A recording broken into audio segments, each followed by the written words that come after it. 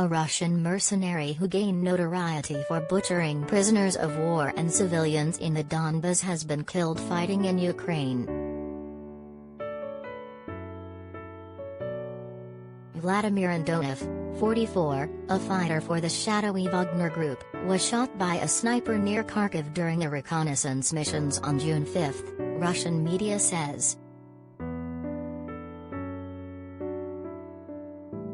Andonov was known to Russians as Vika, or the volunteer from Buryatia after the region he was from, but to Ukrainians as the executioner for massacres he helped carry out during Russia's first invasion of the country in 2014.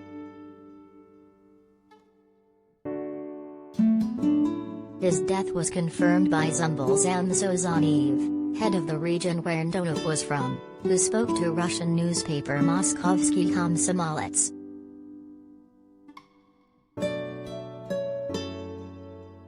Andonov has served in the regular Russian military from 1997 until 2005, when he moved to the city of Ulan-Ude, where he studied in a teaching college.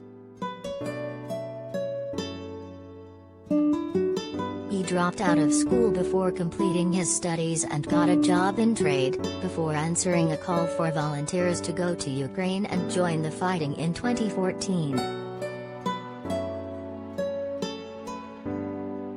Andonov was drafted into the Olkan Special Forces Company fighting in the Donbas, and took part in the Battle of Debaltseve in early 2015, one of the last major battles of the initial war.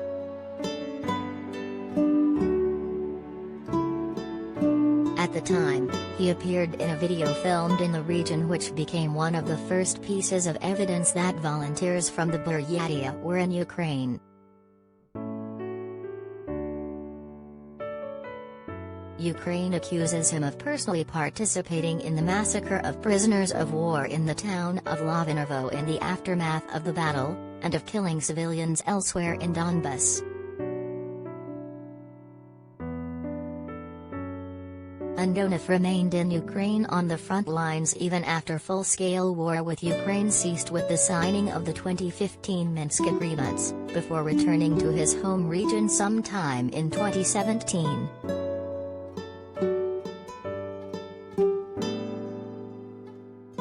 But at the end of that year he vanished, having deleted all trace of himself online, and for the next several years was thought to be fighting as part of Wagner units deployed to Syria and Libya.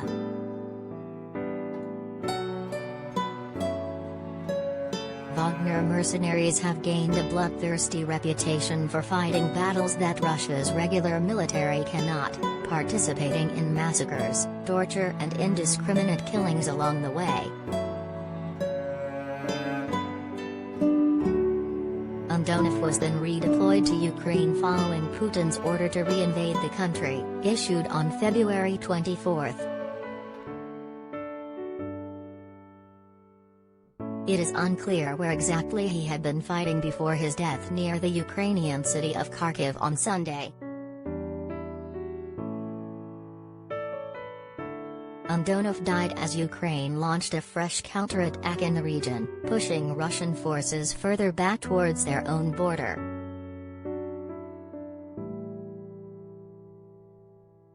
Kharkiv is located around 120 miles north of the current Donbas frontline, and Russia had intended to capture the city to use as a logistical hub to supply troops there.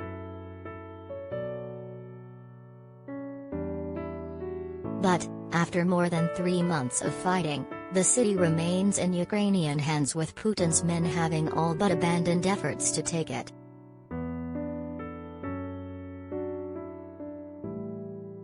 Meanwhile, heavy fighting is ongoing in Donbas, concentrated on the city of Severodonetsk, which is under heavy bombardment from both sides.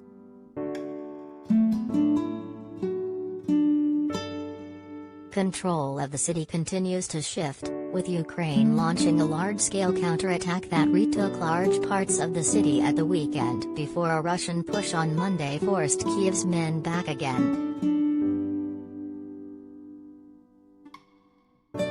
Capturing the city will give Russia control over almost the whole of Luhansk province and tee up an assault on Lysychansk, which sits just across the Donets River on the other side of a large industrial zone.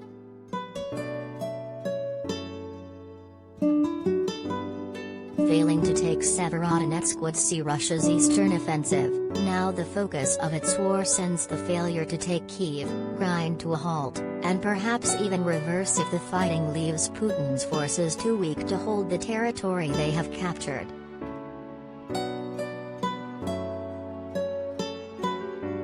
Such attacks are already underway in the south, with territory to the west of the occupied city of Kherson being contested.